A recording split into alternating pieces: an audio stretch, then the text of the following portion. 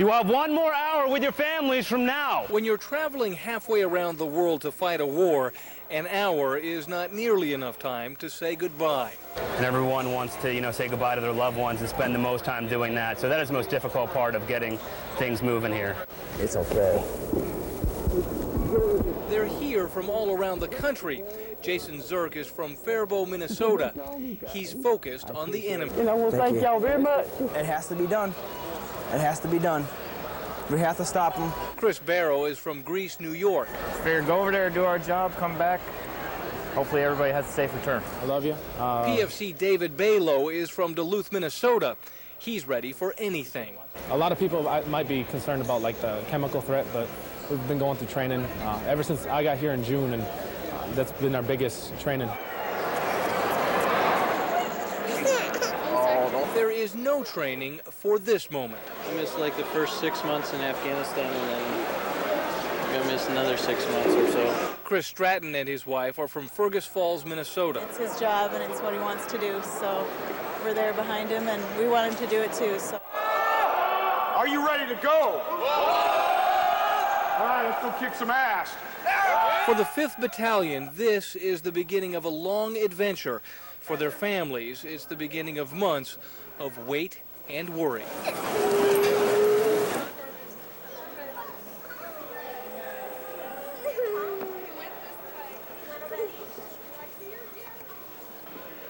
Dean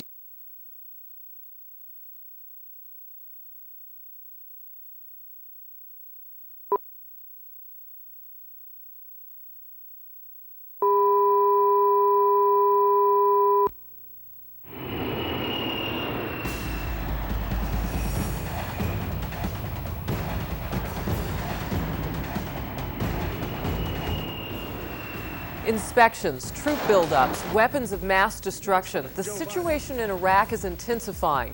The United States is on the road to war, and it affects the lives of everyone in this country. My son is over there, and I want to know what's going on. I'm Harris Faulkner with Channel 5 Eyewitness News in the Twin Cities. The way war is broadcast to the world is changing, and Hubbard Broadcasting is leading the way in local coverage. It all began with a phone call, a request to send a news team to the Middle East, not just to station them on the fringe of battle, but allow them up front, exclusive access to the action. They are called embedded journalists, reporters and journalists who travel within trained military units. KSTP weekend anchor and reporter Dean Staley and photojournalist Joe Caffrey were chosen to go and represent the Hubbard family. at Fort Campbell, Kentucky, Dean Staley, News 10 NBC, Channel 5 Eyewitness News, News Channel 13. Are you ready to go? Staley and Caffrey are traveling with the 101st Airborne Division, best known as the Screaming Eagles. The Screaming Eagles is an elite Army unit with a 130-year history in combat. From the Normandy invasion to Vietnam to Afghanistan, this elite unit drops behind enemy lines and is the first unit to secure hotspots in the heat of battle. The 101st Airborne is ready to face whatever comes its way. We'll show you the equipment that allows us to send back live reports from the battlefield. First Caffrey, training began in Minnesota. The Hubbard team learned how to use state-of-the-art equipment, including mini DV cameras. Roll 80 minutes of tape, and it's probably about 10 pounds. Avid editing laptops, a satellite transmission system. So you've got the same principle where you're shooting up to a satellite and beaming back down to the Earth. We're doing the same thing with two small panels.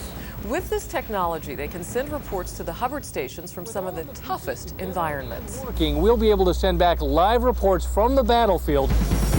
Works. From Kuwait, the team sends a signal to a satellite over Africa. That signal is then beamed back down to a relay station in France. From there, the signal travels on fiber optic lines to Minneapolis-St. Paul. KSTP then uplinks the signal to another satellite, which beams it to the Hubbard stations. Are you ready to go? The 101st Airborne is shipping out for the Middle East. And only Channel 5 Eyewitness News is training and maneuvering with this elite fighting force. You are going to combat. Wherever they tell me is where I go. New exclusive stories about local soldiers preparing to fight. Be with our families. It's okay. And inside the action from the front lines. This is it. Hope everybody comes home safe. Watch exclusive coverage of America's Road to War only on Channel 5 Eyewitness News. Training on equipment to help you do your job is one thing. Training on equipment that can save your life is another. Clear your mask. That's what awaited Staley and Caffrey at Fort Campbell, Kentucky, the home base for the 101st Airborne. The Hubbard team went through briefings on gas masks, gear. They received vaccines for deadly diseases like smallpox and anthrax. All of this a frightening reminder of the dangers they face. Being the eyes and ears of the war for local television doesn't get you special treatment with the military. Staley and Caffrey must hand carry all of their editing gear. That's on top of the gas masks, flak jackets, Kevlar helmets, and other protective equipment they already have to haul around. You have 1 more hour with your families from now. Trained, packed, and prepared for battle, deployment orders come in. The 101st Airborne says goodbye to family and friends. It's okay. Hoping and praying for a safe return from the desert of Kuwait. And we will be right alongside the brave soldiers of the 101st Airborne. On television, radio, and the web, you can see these exclusive reports. We'll show you firsthand what's happening and maybe bring a little peace to the mind of families waiting at home. I'm really proud you're doing that. Thank you. As families go, the 101st is one of the best. The 101st, it's got real good history. If you look back to World War II, we're in the Bastogne Brigade. Real proud of that. Connects us with a lot of good Army tradition. A tradition of going anywhere, anytime, and taking care of one another along the way. KSTP Channel 5, Eyewitness News, and Hubbard Broadcasting leading the way with exclusive coverage on the road to war.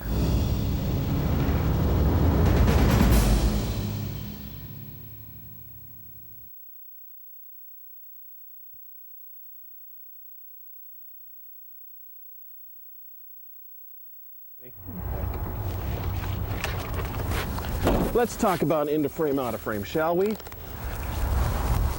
One of the hardest things about axis and people walking is making sure that they walk the same way each time. Walking, any type of sequencing, you're thinking about the nose. You got to stay to one side of the nose, the other. Lori and Russ to this side of my nose. Simple in any type of sequencing, staying to one side or the other. Okay, here's the problem. I just came in from the wrong way. I just went out that way. I need to have continuity. I need to come in from that way instead. It just doesn't make sense. Okay, we're gonna do another walk into frame here. Best way to do it when sequencing is do one wide, one medium, and one tight. Here's a little tip I bet you don't know about, and that's the feet. When you're backpedaling with somebody, try and match their footsteps so when his foot, right foot goes forward, his left foot goes back. Forward, back. So, and as you come up, it's not that wobbly. It doesn't wobble back and forth. Now let's stop for a second and do it backwards. And see the difference, see the way the video wobbles back and forth. A little trick that Bob Brandon taught me. Okay, so what do you do if all of a sudden the person that you're shooting go that way, but all of a sudden he takes off this way? You know, you just gotta have to try and reestablish and let him try and go back into frame somehow, even though it just isn't working. So you look for things like cutaways, like feet, or other photographers. Things like that, you know, cutaways of the other guys to try and get you out of the situation. So when all else fails, always remember, try and get the person walking into frame, into frame. That'll save you every time. Look for the tight shots. Just look for into frame, and then go frame. There we go. And they've got a crowd. Wave, Matthew, wave. Get on TV.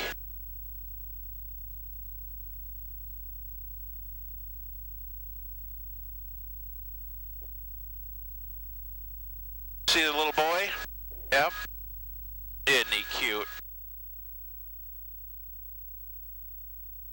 And they're trying to end. I'm not going to answer.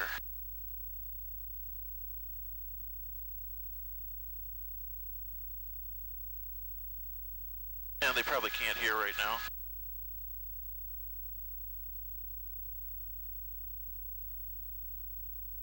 Let's shoot my roof while I'm at it. My new yard, seeing the new addition. Well,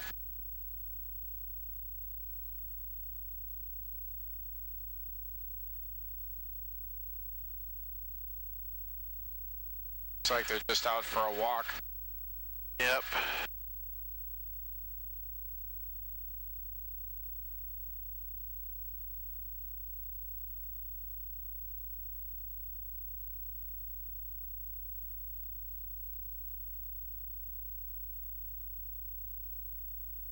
Like this you see here in central Ohio. Too much rain, that's the problem for some people just northeast of the Twin Cities as well. Channel 5's Brad Rogers is live for us in Shell Lake, Wisconsin, where the lake is growing. Brad?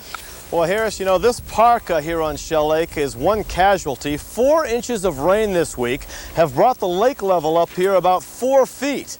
But rain is only part of the problem. See, on this lake, all the creeks flow into the lake, but there's no place for the water to flow out. Families living on Shell Lake say in recent years it's been one flood after another. This is the second time in a week we've done this. All to preserve the lake. But this is the worst it's ever been. It's a disaster. A true disaster. The mayor of Shell Lake says steady heavy rainfall this week has helped bring this lake level up to a record high. Since they started taking official recordings, it breaks it every day, it seems like. It's at an all-time recorded high. All this week, inmates from a nearby prison have been working side by side with homeowners fill bags. Yeah, it's good to get back into the community, you know, to come out and work and give something back, you know? But with 50 homes flooded and another 70 in jeopardy, these walls can't be built fast enough. And with the lake still rising, these pumps seem to have little or no effect. We didn't think it was going to be this close to the lake shore. The joys of living on a lake, and it's supposed to be boating, not this. And every bit of this is under probably as much as 2 to 4 feet. Many homeowners, like Dewey Mullican, say they used to have 200 to 300 feet of land between their homes and the shoreline.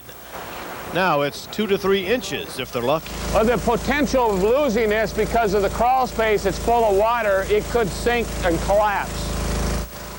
One home on Thursday had to be bulldozed already due to flooding. Now, the city of Shell Lake recently spent $2 million to build a 4.5-mile drainage pipe to pump water from this lake to a nearby river.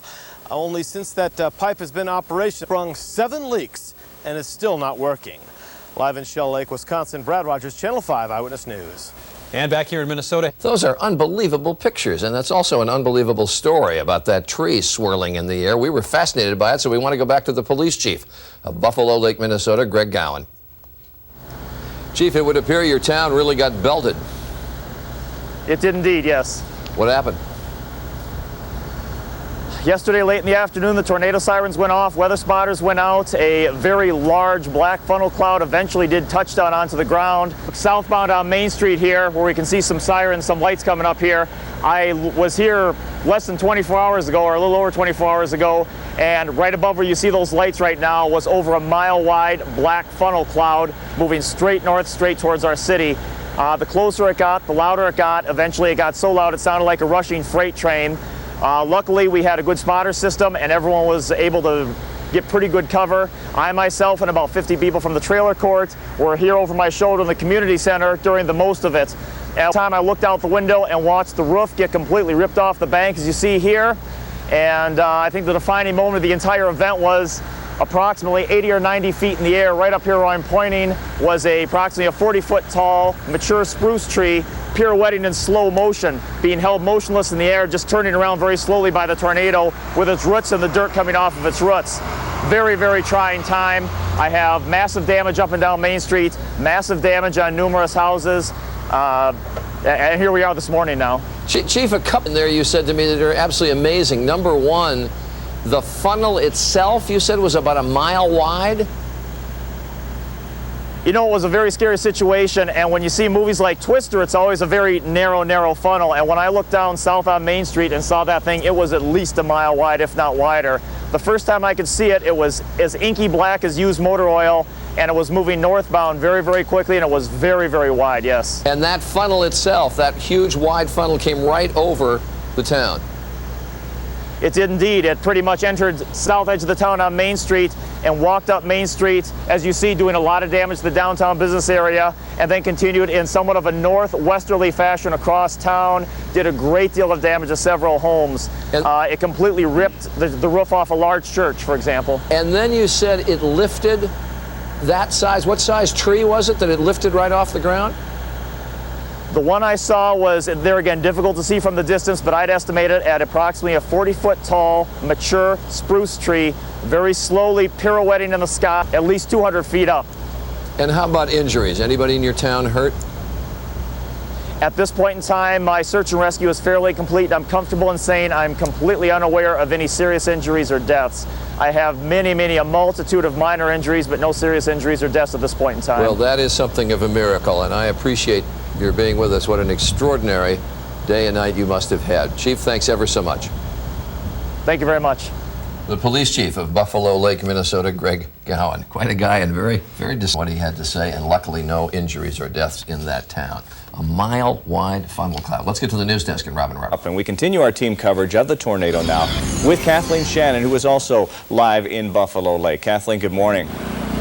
Good morning, Mike. Well, Mike, we're going to try to bring you through a little walk down part of Main Street, the parts that are still left. And this is not even the worst area. We're going to have to wait until the sun comes up to show you that. But I just wanted to show you a little bit of what happened last night. The Seine Bank over here, you can see that it lost pretty much of the glass in its windows. Crews have spent the entire night trying to board up those windows because there are warnings of looters. There were overnight. We have not seen any of that in this town overnight. Now, I wanted to try to take you down here. I don't know if you can see this, but there's a blue office here from a building supply company. You can see it's been plopped down pretty much in the street. Right next to it, there are two businesses. One lost, again, all the glass that it had in any of its windows and doors. The one right next to it is completely intact. You can see that the impact here was just incredible.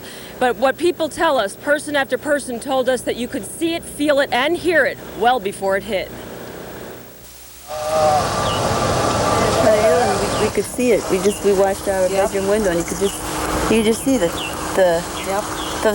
funnel just formed. A sight that sent the entire town diving for cover. And I saw what was probably a 40-foot tall mature pine tree, complete with roots, like in slow pinwheeling over the city and not even moving, just pinwheeling. Then the roar came. The pressure was so great, the ears popped. Loud noise, suction. My ears just popped. Power poles and trees uprooted. When people emerged, the relief at being alive, we all made it through, quickly turned to despair at the sight of the damage. Looked, and I watched the roof on the bank was gone, windows smashed out all over town. I lost the rear window on my squad car. My church is mostly destroyed. A good chunk of my elevator is destroyed. I've got, I think, every power line in the city. And Mike and Angela, I don't know how much of this you can see behind me. This is just one of the most dramatic scenes that we have seen in town here. A pickup truck, it is covered completely by debris, parts of roofs that have flown off. You can see at least 2 power poles in here. The wires are just all over the roads here. The police chief here is estimating that the damage will run well into the millions, well into the tens of millions. But we have some priceless moments coming up for you in the next half hour. Those, the moments when people found out that their loved ones were alive. And that's the important thing that we can stress here this morning is that everyone in this town did survive this. Back to you for now. The damage. We begin our team coverage with Kathleen Shannon, who is live in Buffalo Lake this morning. Kathleen? Well, Mike, this is going to be a very difficult morning for the people of this town. As the sun comes out, they're getting their first look at the extent of the damage here. We are still on Main Street. We're going to take you for a walk down a different section of Main Street than we showed you at 5. You can see the post office right behind me. It looks pretty good from the front. Well, it has no roof, and the back of the building is completely gone, as is true with this building. This building, as you can see, severe damage here. The roof is gone, and the back of it has completely collapsed. This store seems to to have fared fairly well. All it lost, for the most part, was its windows. The second story, however, again, no roof, and I'm sure extensive water damage. You can see behind me. We're going to show you later on in this broadcast. Behind me was a business, a two-story. What we understand, as you can see, completely gone, taken out by the tornado and the tree. There are actually semi-trucks that are overturned right behind here that were stored at this lot. We're going to try to get you closer shots of that in the next half hour. As difficult as it will be for the people of this town to look at all of this morning, it is not nearly as difficult as the moments and a couple of hours following the tornado for some of the families that weren't sure if everyone was alive.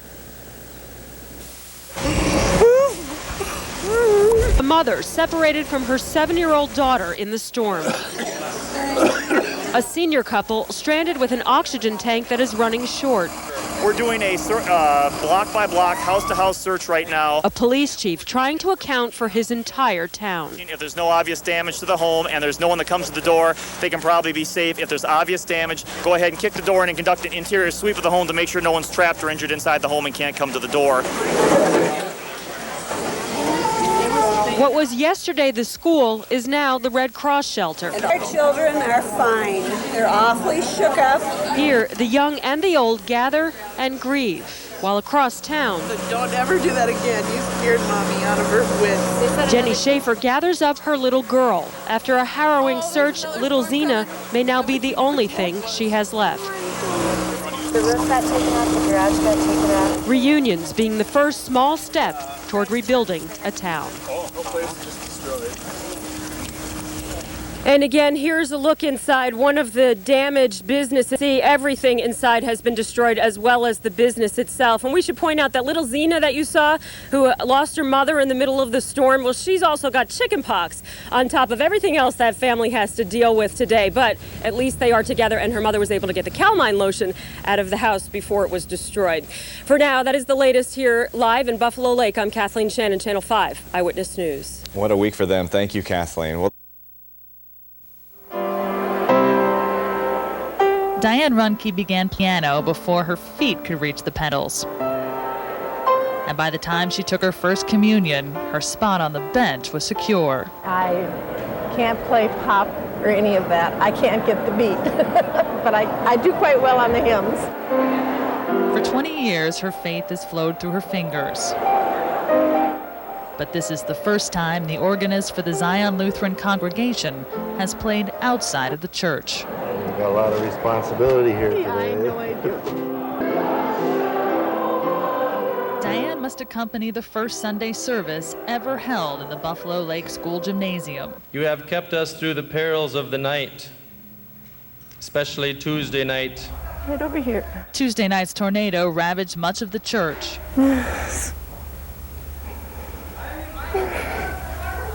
Including Diane's organ. Could have been having church, I guess. Could have hit any time. Could have shattered more than just stained glass. Just think of the power it had, huh?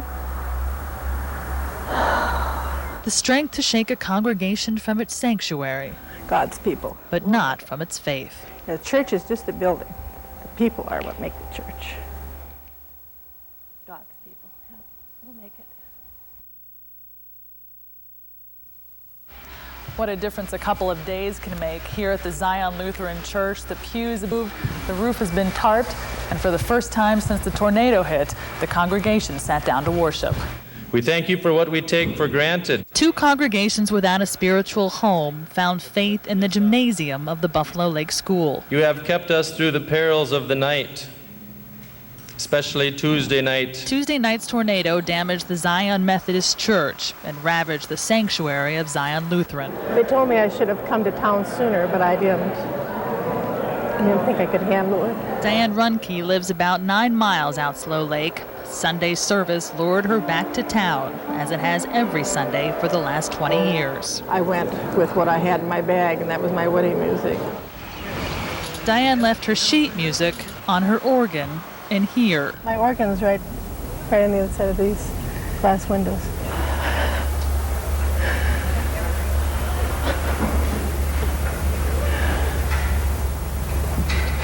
This is the first time Diane has stepped inside. could have been rich, I guess. Around town, the sounds of progress. It's quite a mess, but with all the people's help, I think it'll come back. A test of will turned to a triumph of faith. Wherever God's people gather around his word, that's the church. No word yet on how long it may take to repair the church, but the way. Insurance will cover most of the damage, I'm told, except for about $500,000 worth of repairs to the stained glass. In Buffalo Lake, I'm Colleen McCarty, Channel 5 Eyewitness News.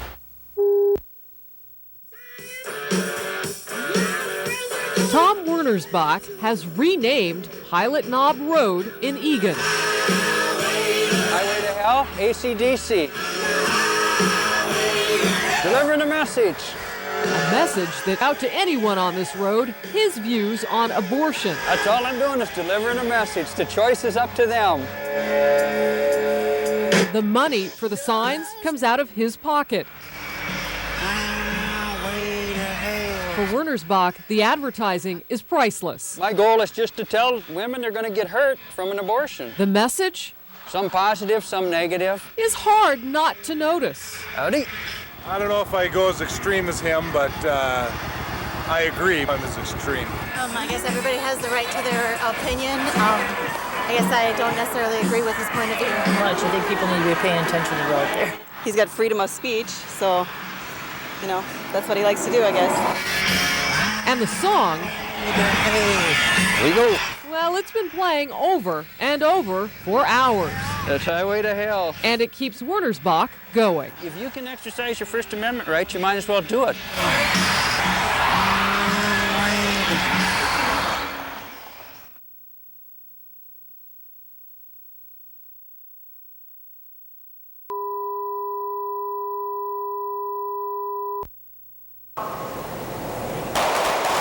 With the last line of defense from turning a passenger ship into a ballistic missile. Could I pull the trigger? You bet. A select few have already passed the intense 56-hour training course set up by the government. When I say go, I want you to go for the weapon. Go. The pilots are taught hand-to-hand defense tactics. They cannot lose their gun in the cockpit, or the hijacker will surely succeed. Expert firearm training officers work with the pilots to make sure that they are the very best shot they can be. Hey, get back! Drop the knife! The pilots are put through simulations, which leave them with racing hearts. I don't ever want 9/11 to happen again. And I have a little girl and I have a wife who I love, and I want a tool to be able to come home and see those folks and to bring my passengers home with me. Critics suggest pilots bringing a gun aboard provides the weapon needed by a terrorist. Other groups, including the airlines, have concerns that a pilot cannot carry out the duties of operating the flight and act as a federal flight deck officer. Close the door, Captain. The pilots here disagree. Normally, in an emergency situation, one pilot's flying left, the other pilot handles the emergency. And I can't think of a bigger emergency than someone trying to take my aircraft from me. The armed pilots will never leave the cockpit with their gun. Their only job is to protect that flight deck, get the plane back on the ground. Never let our guard down, and we will never let it happen again. Attack. At the Federal Law Enforcement Training Center in Brunswick, Georgia. Go! Drop the knife now! Bob McNaney, Channel 5 Eyewitness News.